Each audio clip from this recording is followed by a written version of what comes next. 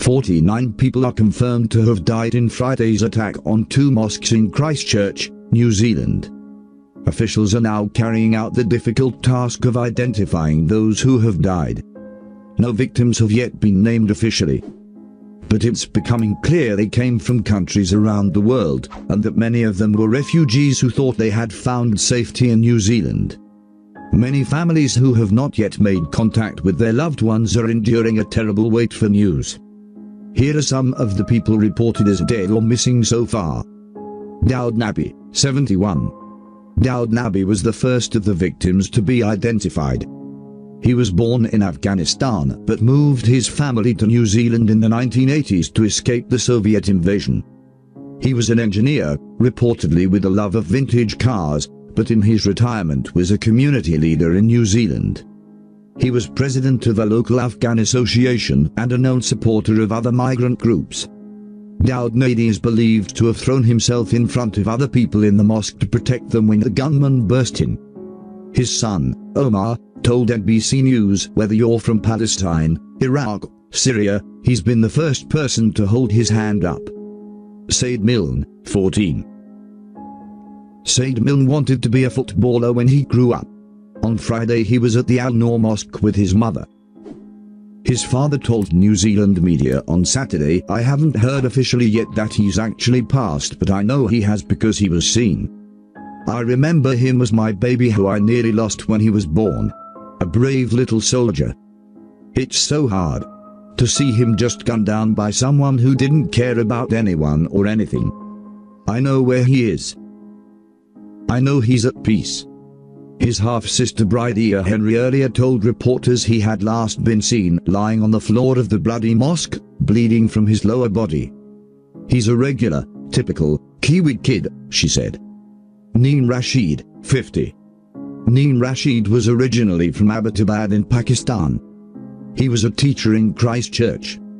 In the video of the attack at the Al-Noor Mosque, Neen Rashid is at one point seen attempting to tackle the gunman.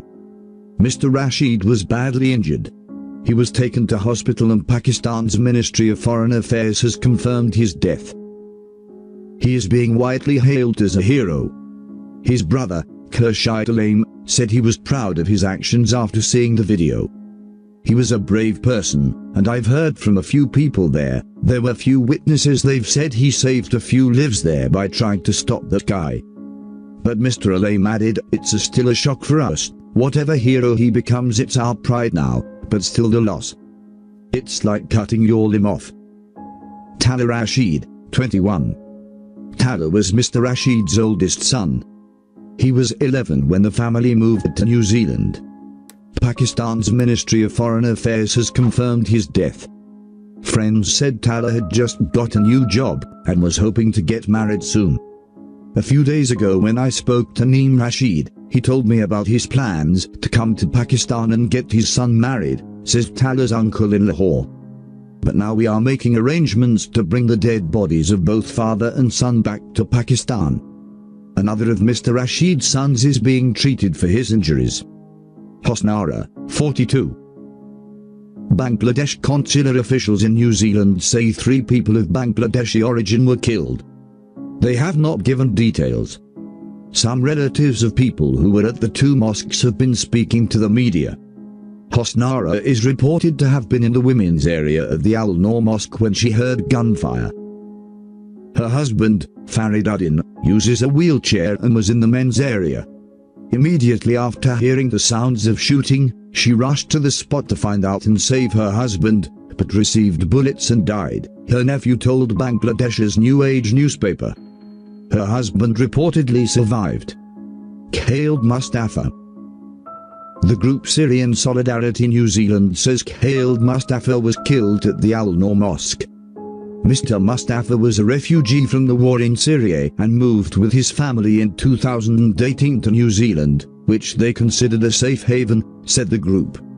One of his teenage sons, who has not been identified, is still missing. Another son was badly injured and has undergone surgery. Makade Ibrahim, 3.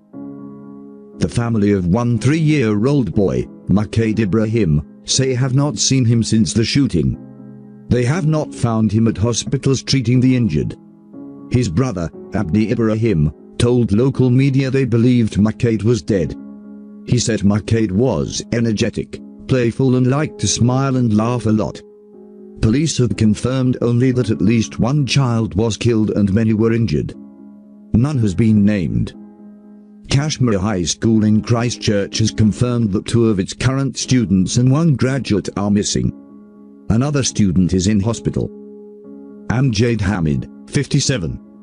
The doctor has not been seen since the attack at the mosque where he prayed every Friday. His family told New Zealand media they had checked the hospital and anywhere else they could think of, but hadn't found him. They believe he is dead. It's terrible.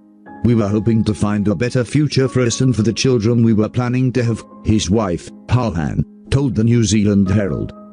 She described him as a very kind man. The couple moved to New Zealand 23 years ago and had 2 sons. Mr. Hamid specialised in cardiorespiratory illnesses for the Canterbury District Health Board. This is meant to be a safe country. New Zealand is changing forever, his son Hazem Hamid said. Afghan national, unknown name and age. The Afghan Association of New Zealand says the death of a second Afghan has been confirmed. Their name and age is not yet known. Hussan Al-Amari, 35. Each Friday, Hussan Al-Amari would go to the mosque, then would go to his parents' house for dinner. He last spoke to his parents on Thursday. He was excited because they had just bought a new car.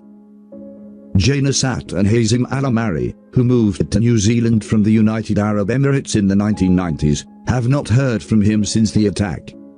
Stuff.co.nz quoted them as saying he was a kind guy who always tried to help people.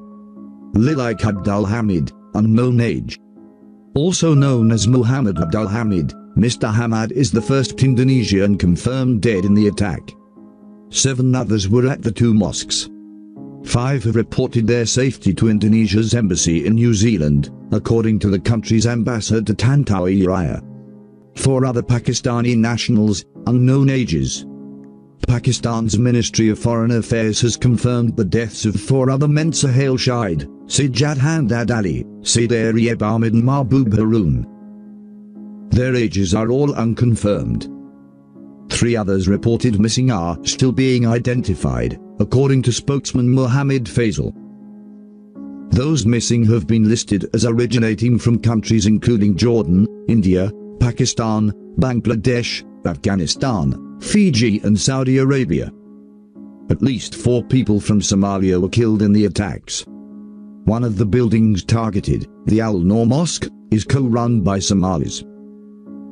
The Red Cross website has listed people who were caught up in the shootings.